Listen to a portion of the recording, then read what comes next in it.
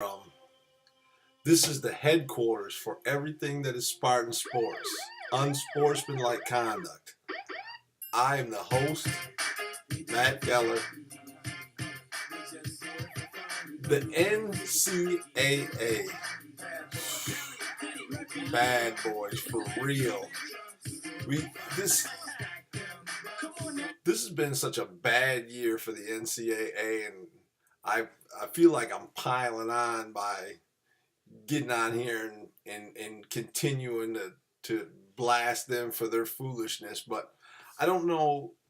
I got to talk about the selection show last Sunday. And every year there's a group of people, a group of teams that are left out of the NCAA tournament. It just happens. You can only take 68, a couple playing games, but really there are going to be some teams that are right on the bubble teams that are going to get left out. It happens every year. It's not ever going to change anytime soon. But this year's crop was unusual to say the least. Now, University of Southern California finished second in the Pac-12, number 2 in the Pac-12. Arizona State finished number 9. Southern Cal made the Pac-12 tournament game, the championship game. Arizona State was bounced in the first round. Arizona State makes the NCAA tournament, and Southern Cal does not make the tournament. Makes no sense at all. Oklahoma State and Oklahoma both finished with 8-10 conference records overall. Oklahoma State finished with a little bit better record at 19-14, where Oklahoma finished 18-13. They split their head-to-head matchups 1-1, and Oklahoma State has wins over tournament teams Oklahoma, Texas, 2 wins against number 1 seed Kansas, and then comes back and beats Oklahoma in the Big 12 tournament. Oklahoma State is left out of the tournament, and Oklahoma gets in. Now, you don't have to be a sports junkie like myself or some, of the other people that tune in to watch this. You could just have a smidgen of common sense to know that when you put teams head-to-head matchups and their records against each other and you leave one out, and then it just so happens, you watch what happens. Oklahoma didn't even win one game in the tournament, so what was the point? Why not put Oklahoma State in there with a better overall record? Well, how did Louisville get left out of the tournament this year? Louisville had a good enough record to be in the NCAA tournament, but there is something, and I cannot put my finger on it, that Oklahoma State, Southern Cal, and Louisville all have in common that could keep teams with a good enough resume to be in the tournament out of the tournament. What could that one thing be? Well, for instance, if they were all under investigation from the Federal Bureau of Investigation for corruption in college basketball. What? Are you kidding me? The United States government, who literally cannot keep people from hacking our national elections, took taxpayers' money to investigate whether an equipment guy set up a liaison or a rendezvous with an escort. Really? Really? This is outrageous to me. How is this not a big deal to people? You should be outraged by this. Outraged. At the very least, there is no way your tax money should be going to investigate who's making what in college basketball. That's what the NCAA is for.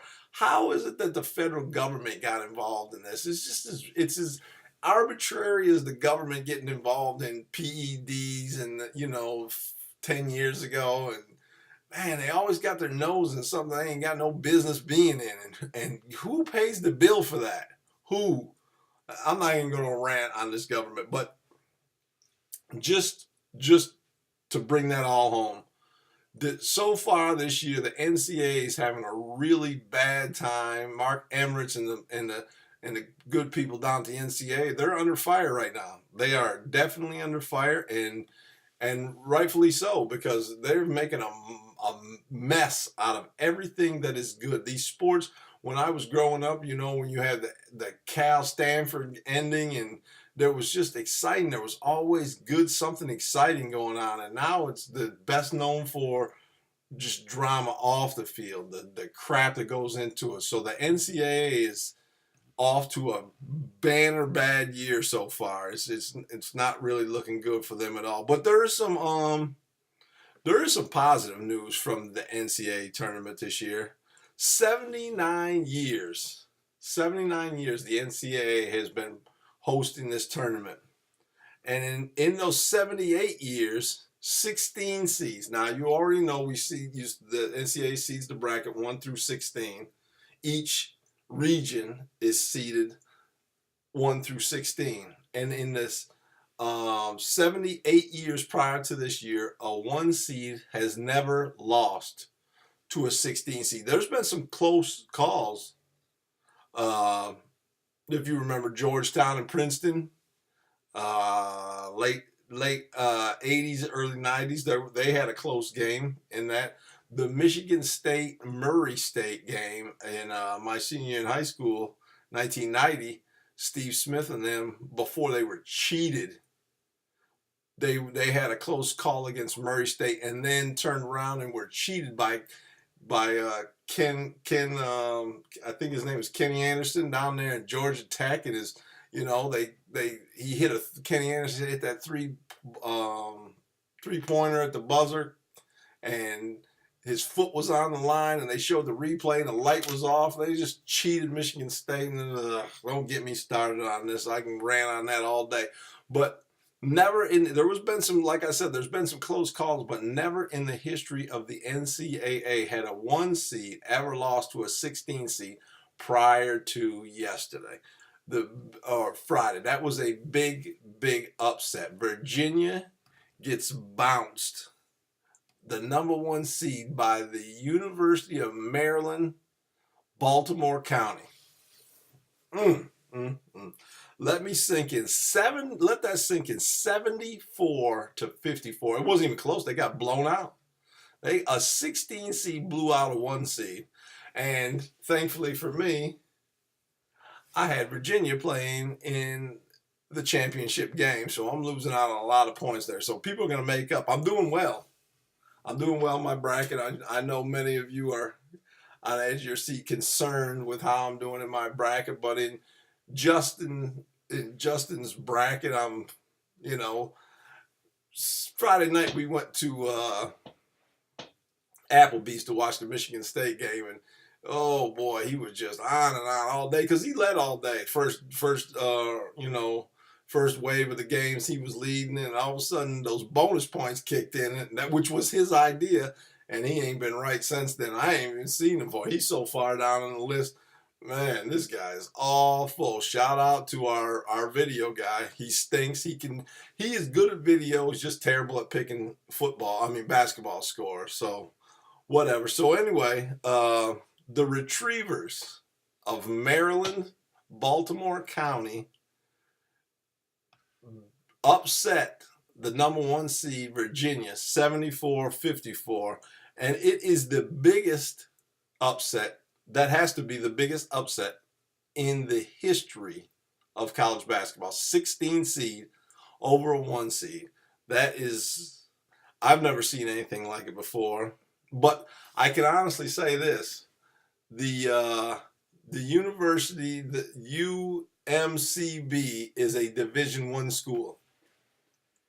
So people are, got a yuck all laughing at Virginia for losing them, but that was to a Division I school. Now, you really have to feel bad about yourself if you're known for being a powerhouse in football and you think you're going to put a Chippy on the schedule, like a D3, the Mountaineers of Appalachian State on your schedule, and they come into your house and smack you around. D3.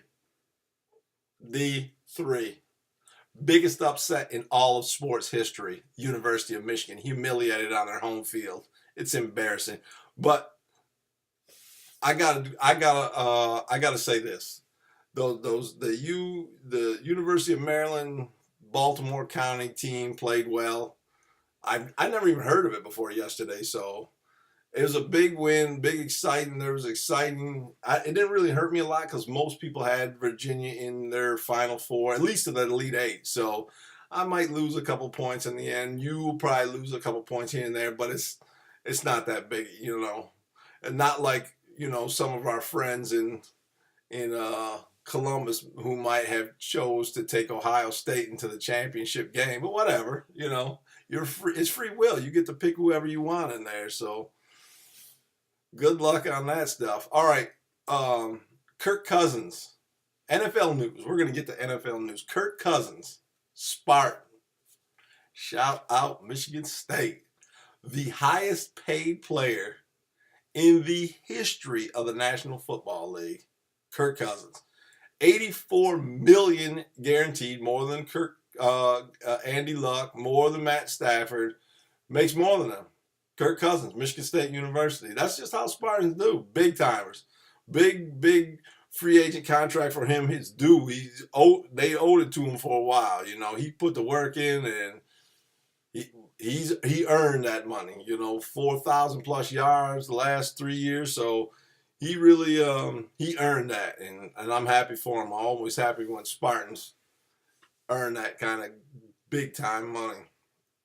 The boys released Orlando Scandrick this week, which means Orlando Scandrick, who his service didn't meet up to his paycheck, which means you should be. If I'm Orlando Scandrick, since I know my career is just about over, I should be looking forward to a call from the Detroit Lions soon to bring him in because that's where careers go to die. So Orlando Scandrick, welcome to the Detroit Lions, my friend. The Vikings,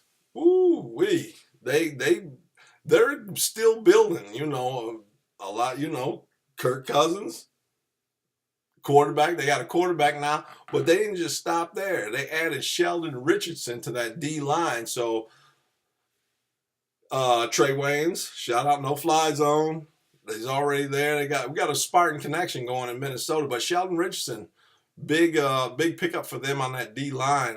Minnesota is gonna, they're trying to set it up so it's Minnesota versus Philly next year again. A rematch and I don't see anybody getting in the way of that. You got a couple of those teams down south in Tampa. In New Orleans and Carolina. That's going to have a little something to say about that. But when it all comes down, the NFC is really set up right now for Minnesota and Philly. And I know our producer likes to think that the Los Angeles Rams are going to have some kind of say in that, which I doubt it. I don't think they will at all. But the work that Minnesota's doing and their front office is doing, they're set up now. There's still, you got to put the pieces together, but it's all got to fit together. But on paper, Minnesota looks really good. They really did a lot of good things. Jordy Nelson signs with the Oakland Raiders, so he's on the move from Green Bay.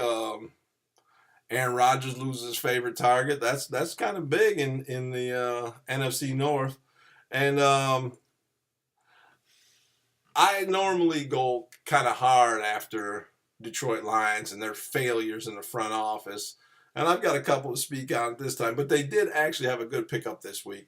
LeGarrette Blount signed a free agent deal with the Detroit Lions, and they needed a running back desperately. Now, we'll have to sit back and see what that offensive line can do for them, which I'm not going to hold my breath on it. They haven't really, they kept missing with Gossard, Childress, and all those type of players. They just can't pick talent. So you're going to have to wait and see. But they actually did have a good pickup with LeGarrette Blount. That they needed that. They needed running back, and they got one. They got a real workhorse. So that was good for them. But they also signed two linebackers named Christian Jones to a 2-year deal for $7.75 million, and Devin Kennard, who's 3 years, $18.75 million. So you got about